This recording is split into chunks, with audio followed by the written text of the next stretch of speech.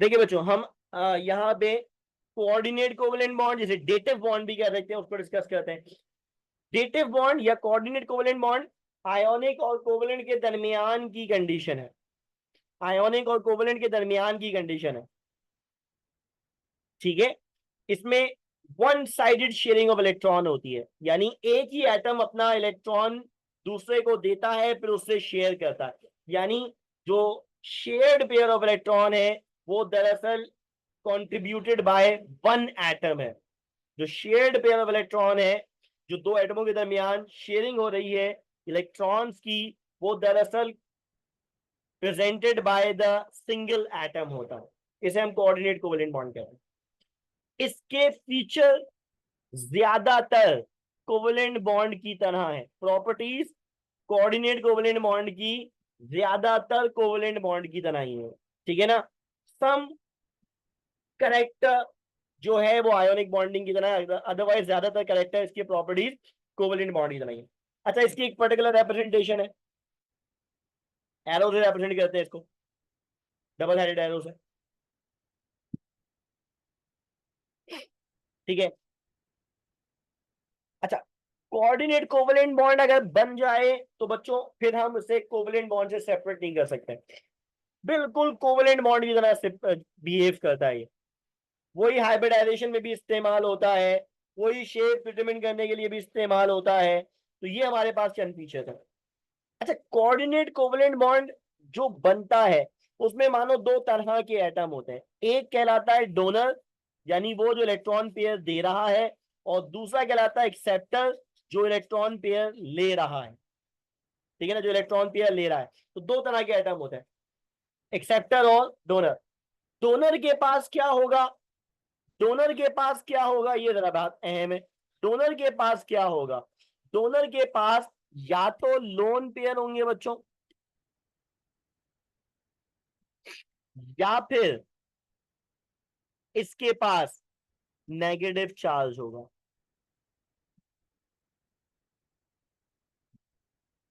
ठीक है। डोनर के पास या तो लोन पेयर इलेक्ट्रॉन होंगे, लोन पेयर इलेक्ट्रॉन होंगे, या फिर क्या होगा, या फिर क्या होगा, नेगेटिव चार्ज होगा, एनाइन होगा। एक्सेप्टर के पास,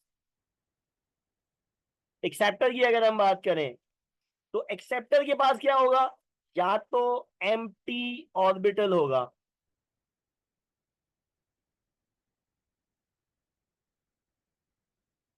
है ना, या तो एम्प्टी ऑर्बिटल होगा,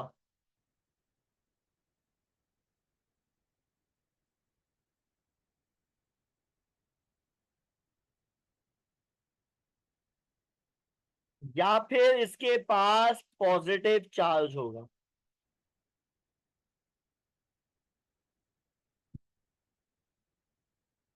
पॉजिटिव चार्ज होगा। ये हमारे पास 10 फीचर हैं जो कि कोऑर्डिनेट कोवेलेंट बॉन्ड के लिए होगा। या तो केटायोनिक होगा, या फिर ये एम्प्टी ऑर्बिटल रखता होगा, ठीक है ना, या तो ये एम्प्टी ऑर्बिटल रखता होगा, ठीक है। अच्छा, आमतौर पे कोऑर्डिनेट कोवेलेंट बॉन्ड से जो कोऑर्डिनेट कोवेलेंट बॉन्ड के नतीजे में जो प्रोडक्ट्स बनती हैं उनको एडक्ट भी कहा जाता है।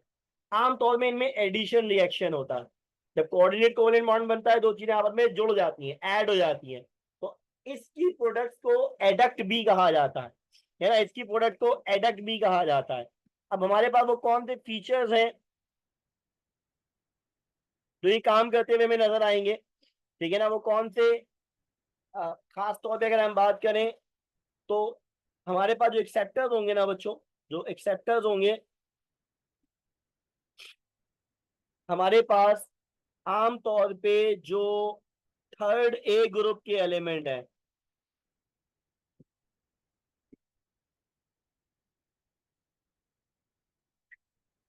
हमारे पास जो थर्ड ए ग्रुप के एलिमेंट्स हैं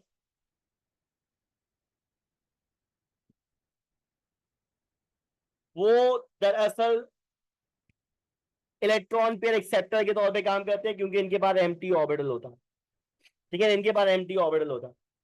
जबकि हमारे पास फिफ्थ ए और सिक्स्थ ए वाले लोन पेयर रखने की वजह से इलेक्ट्रॉन डोनर के तौर पे सर्व करते हैं, ठीक है ना, इलेक्ट्रॉन डोनर के तौर पे सर्व करते हैं, ठीक है। इनके कंपाउंड हमारे पास अगर हम बात करें तो वॉलेटाइल कैरेक्टर के हैं। क्या मतलब वॉलेटाइल कैरेक्टर के? आयोनिक कोवलेंट दोनों तरह की प्रॉपर्टीज है इनकी, ठीक है ना। बाकी की प्रॉपर्टीज की अगर हम बात करें तो very close to the covalent compound है ना। बाकी प्रॉपर्टीज की अगर हम बात करें तो very close to the covalent compound है। एक चीज ध्यान में रखिएगा, कोऑर्डिनेट कोवलेंट बॉन्ड जब बनेगा तो मानो कोई भी डोनर अपना लोन पेयर या नेगेटिव चार्ज दरअसल शेयर कर रहा होगा। तो जब कोऑर्डिनेट कोवलेंट बॉन्ड बनता है, जब कोऑर्डिनेट कोवलेंट बॉन्ड बनता है तो मानो या तो लोन पेयर कंज्यूम होता है या नेगेटिव चार्ज कंज्यूम होता है सेंट्रल एटम का, सेंट्रल एटम का।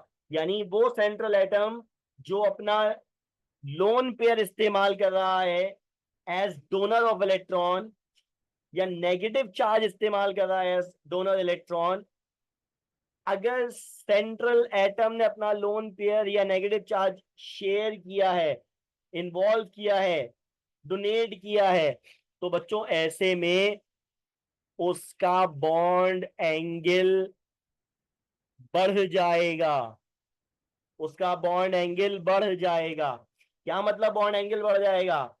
बॉन्ड एंगल बढ़ने का मतलब ये हुआ कि अब वो क्या करेगा, अब वो क्या करेगा, उसका बॉन्ड एंगल बढ़ेगा क्योंकि उसका लोन पेयर चला गया है। लोन पेयर चला गया तो रिपल्जन कम हो गई, रिपल्जन कम होने की वजह से बॉन्ड एंगल बढ़ जाता है ना, बॉन्ड एंगल बढ़ जाता है। मिसाल के तौर पे, मिसाल के तौर पे अमोनिया की अगर हम बात करें ना बच्चों,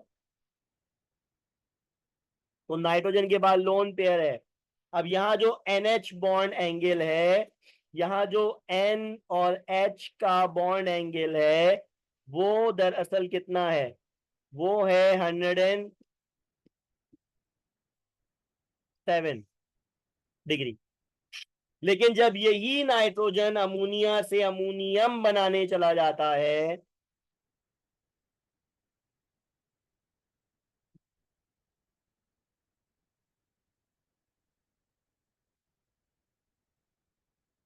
तो अब जो बॉन्ड एंगल है नाइट्रोजन और हाइड्रोजन का,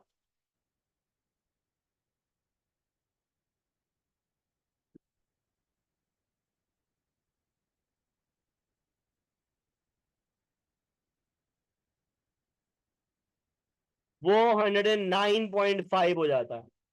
यानी बिल्कुल टेट्राहेड्रल वाला हो जाता, बिल्कुल टेट्राहेड्रल वाला हो जाता।